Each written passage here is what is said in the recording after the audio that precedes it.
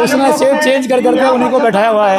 लेकिन अब सब लोगों को पता लग गया है, इनको पता है, जो इनके जो मानने वाले हैं अंधविश्वासी, उनको पता है कि ये बुद्ध की मूर्तियां हैं। लेकिन सब बोलना कोई नहीं चाहता, क्योंकि सब कमाई के चक्कर में है। जैसे अभी आपने देखो इनका राम मंदिर बना, इससे पता लग जाता है। अगर ये आस्थावाल होते तो कम से अपने राम को तो बख्श देते।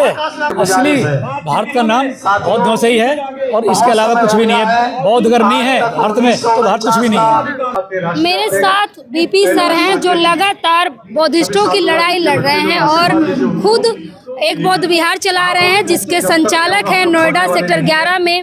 लगातार तमाम लोगों से भिड़ने का काम कर रहे हैं। आज उसी को लेके, बौद्ध विहार को लेके, जो बोध गया बिहार में है, उसको लेके आज लड़ाई लड़ रहे हैं, सड़कों पे उतरे हैं। बाबूजी, आप कैसे देख रहे हैं?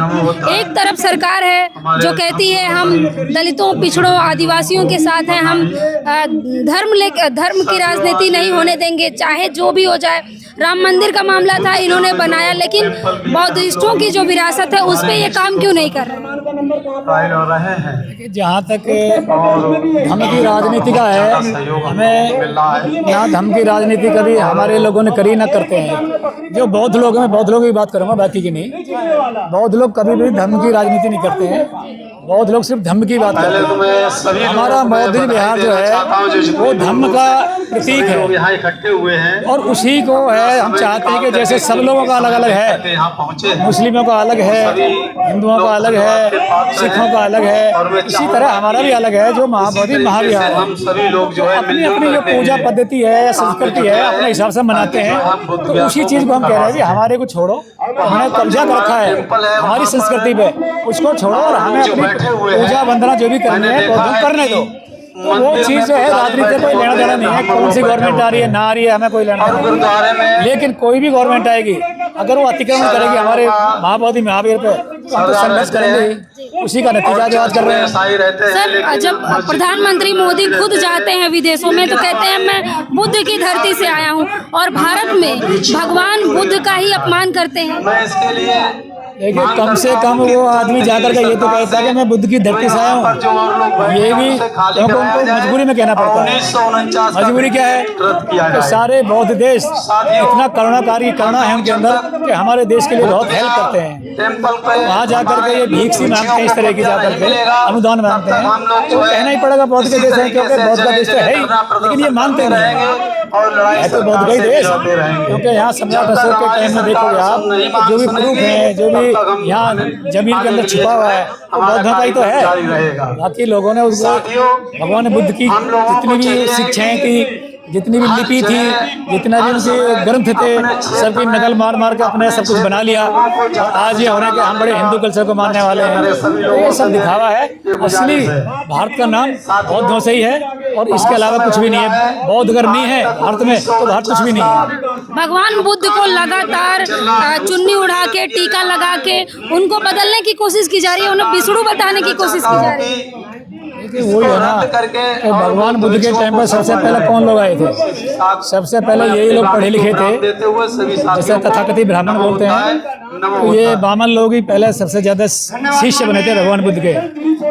लेकिन बाद में आकर जब उनको देखा भाई ये तो भगवान बुद्ध तो वो कोई समानता की बात करते हैं, ये तो सभी को धर्म में शामिल कर रहे हैं, छोटा बड़ा कोई है ही नहीं है। तब इनको नफरत होने लगी कि हमारी तो बड़प्पन है, हमारी जो वो है मान वो खत्म होने वाला है। राजा जो है इनको पूछते थे, इनसे संस्कार करवाते थे। लेकिन जब हमारे लोग सभी लोग उसमें शामिल हुए तो तब से इनका जो है एक बुद्ध के प्रति, धर्म के प्रति नाराजगी चालू हो गई। और तब का नतीजा ये हुआ कि इन्होंने सब चीज़ दूसरे देशों को बुला के जितने भी वो थे आक्रमणकारी, उनसे बौद्ध धर्म का नष्ट करवाया। और नष्ट करवाने का कारण ये होगा बहुत सी चीज़ें उन्होंने तोड़ी और कुछ इन्होंने खुद तोड़ दी। अब उसमें क्या है, जो बची उन पर इन्होंने टीका वीका लगा के वो साड़ी वाड़ी जाना बांध के क्या क्या कर रखा है। मैंने देखा है कई बार, मैं बड़े बड़े मंदिरों में गया हूँ, गर्भगृह में, तो बहुत कुछ चेंज कर रखा है बुद्धि हो। लेकिन इनके बस की तो मूर्ति बनानी नहीं थी, तो उसने सेट चेंज कर करके उन्हीं को बैठाया हुआ है। लेकिन अब सब लोगों को पता लग गया है, इनको पता है, जो इनके जो मानने वाले हैं अंधविश्वासी, उनको पता है ये बुद्ध की मूर्तियां हैं। लेकिन सब बोलना कोई नहीं चाहता, क्योंकि सब कमाई के चक्कर में है। जैसे अभी आपने देखो इनका राम मंदिर बना, इससे पता लग जाता है। अगर ये आस्थावाल होते तो कौन सा अपने राम को तो बख्श देते, राम को भी नहीं छोड़ा इन्होंने, तो आस्था वास्ता कुछ नहीं होती, लोग कमाई का धंधा। सर आखिरी सवाल है कि बोध गया मुक्त करने की बात कही जा रही है, आप लोग लगातार लड़ाई लड़ रहे हैं, ये लड़ाई कब तक चलेगी? देखिए लड़ाई जो होती है ना, वो किसी के एक के हाथ में नहीं होती है। हमारा कर्तव्य है जो सच्चाई के लिए संघर्ष करना। अंदाज लगा सकते हैं कि जो पहले चुप शांत पड़ा था केस, ये अब इसमें बहुत बड़ा उबाल आ गया है। और इस उबाल से पता लगता है कि जब दूध में उबाल आता है ना, तो बाहर निकलता है। उबाल आ रहा है और बाहर निकलने की देरी हो रही है बस। तो मुझे लगता है वो उबाल आने से पहले ये कुछ ना कुछ इसको समाधान करेंगे, मुझे जो विश्वास है, और वो होकर रहेगा। ये मेरा अपना मत है और दिख भी रहा है। बहुत धन्यवाद सर। बहुत बहुत साधुवाद, मंगल कामना। तो देखिए सर हैं बीपी सर, और लगातार बौद्धिस्ट में जो है अपनी आस्था रखते हैं और खुद संदेश देते हैं समाज को कि आप बुद्ध की राह पे चलिए, धम्म की राह पे चलिए और शांति का संदेश दीजिए। जिस तरह से आज बौद्धिस्ट लड़ाई लड़ रहे हैं बोध गया की, उस पर आपकी क्या राय है, आपकी क्या प्रतिक्रिया, हमें कमेंट बॉक्स में जरूर बताइएगा। धन्यवाद।